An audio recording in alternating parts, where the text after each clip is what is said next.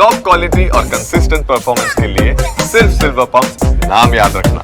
Welcome back. દિલ્હીના CM પર હુમલાનો પ્રયાસ કરનારા અંગે મોટો ખુલાસો થયો છે। હુમલો કરનારો વ્યક્તિ રાજકોટનો રહેવાસી હોવાનું ખુલ્યું છે। આરોપીનું નામ રાજેશ સાકરિયા હોવાની પ્રાથમિક માહિતી સામે આવી રહી છે। આરોપી 41 વર્ષનો યુવક અને રાજકોટનો રહેવાસી છે। આરોપીને પોલીસે અટકમાં લીધો છે અને તેની પૂછપરછ હજુ પણ ચાલુ છે।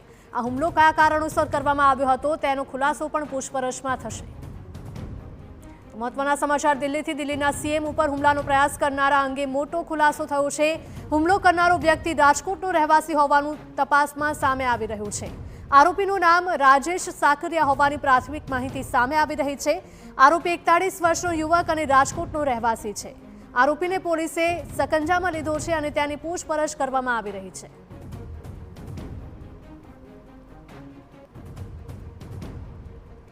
તો દિલ્હીના સીએમ પર હુમલાનો પ્રયાસ કરનારા અંગે મોટો ખુલાસો થયો છે। આ હુમલાખોરને ઝડપી લેવાયો છે। હુમલાખોરે પથ્થરથી સીએમ પર હુમલો કર્યો હતો। હુમલો કરનારો વ્યક્તિ રાજકોટનો રહેવાસી હોવાનું પૂછપરછમાં સામે આવી રહ્યું છે।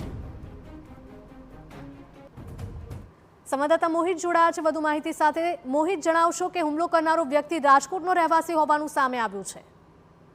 જે રીતે દિલ્હીના મુખ્યમંત્રી રેખા ગુપ્તા પર મુખ્યમંત્રી આવાસમાં જ્યારે તેઓ લોકોને સાંભળી રહ્યા હતા તે દરમિયાન એક શખ્સ છે તેમના દ્વારા આ જે હુમલાનો એક પ્રયાસ છે તે કરવામાં આવ્યો। પ્રાથમિક રીતે જે માહિતી મળી રહી છે તે પ્રમાણે રાજેશ ખીમજીભાઈ સાકરિયા નામનો આ શખ્સ છે અને તે રાજકોટનો રહેવાસી હોવાનું સામે આવ્યું છે।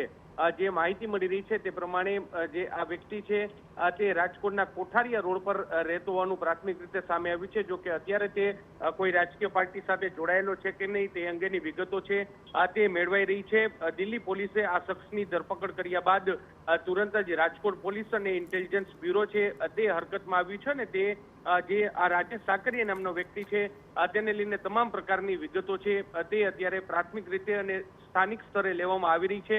કયા ઈરાદે તેમના દ્વારા કરવામાં આવ્યું તે અંગે હજી સુધી કોઈ સ્પષ્ટતા છે તે થઈ શકી નથી, પરંતુ જરૂરથી જે આ બનાવ સામે આવ્યો અને રાજકોટના વ્યક્તિની સંડોવણી સામે આવતા જે સ્થાનિક પોલીસ છે તે એલર્ટ છે।